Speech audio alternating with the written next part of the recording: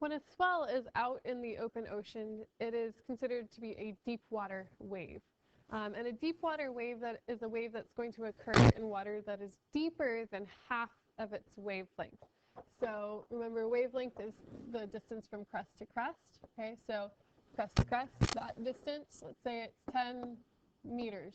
Okay, it's a deep water wave if it occurs in water that is deeper than half of the water or wavelength. So this water has to be deeper than 5 meters, okay, in order for it to be considered a deep water wave. When it reaches the point where it is no longer in water that is deeper than 5 meters, or it's half of its wavelength, it becomes what's called a shallow water wave. Okay? And a shallow water wave will eventually become a breaker. Okay? And so deep water waves get close to shore and they become these shallow water waves. When they move into this area where they are now considered to be shallow water waves, the bottom of these waves start to slow down. So when it actually hits like half of its wavelength, okay, and remember these water molecules are moving in circles, okay. When these water molecules that are closer to the bottom of the wave are traveling, they start to hit, as they're moving in the circle, they start to hit the bottom. Okay. And as they start to hit the seafloor, they can't move in this nice circular pattern, and they start to slow down.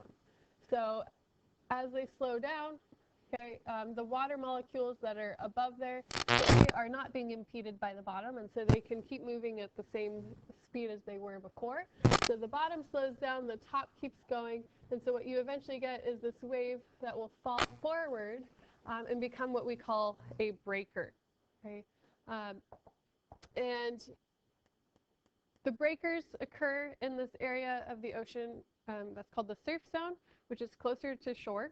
And that's where the deep water waves become shallow water waves and eventually break. There's two types of breakers. You have plungers and you have spillers. Plungers are formed when the slope of the beach is very, very steep, and so the bottom basically of the wave immediately hits the bottom of the ocean, and the top just keeps going and it plunges forward. So those are like the nice like curled waves that we see in all sorts of movies. Spillers are found on flatter beaches where they just kind of like build up and then they kind of just fall down. So they don't really crash forward like other breakers do. Here are a couple pictures to help you see this. So this picture right here shows you here's where the deep water wave is, okay, because it's in deep water that's less than or more than half its wavelength. Once it reaches this point, okay, it's in water that is less than half its wavelength, becomes a shallow water wave.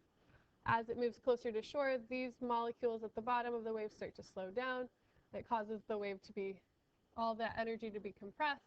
Bottom slows down, top keeps going, and you get these waves that break on the shoreline. If that picture doesn't help you, maybe this one will, so that you can see what it looks like. One type of wave that people hear a lot about is tsunamis. And tsunamis are seismic waves that are formed by earthquakes.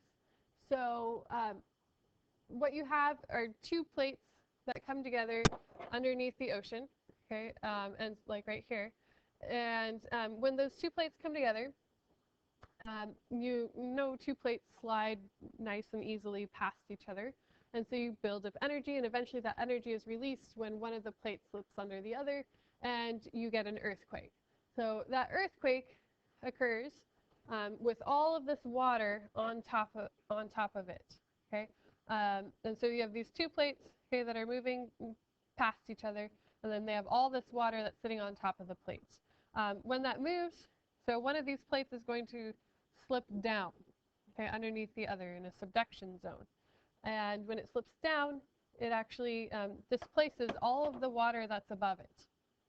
And that water will be moving at great speeds, right, and great distances until it gets close to shore. And then when it gets close to shore, out in the open ocean, it's got lots and lots of water, okay, in order to allow for that wave energy to be passed through the water.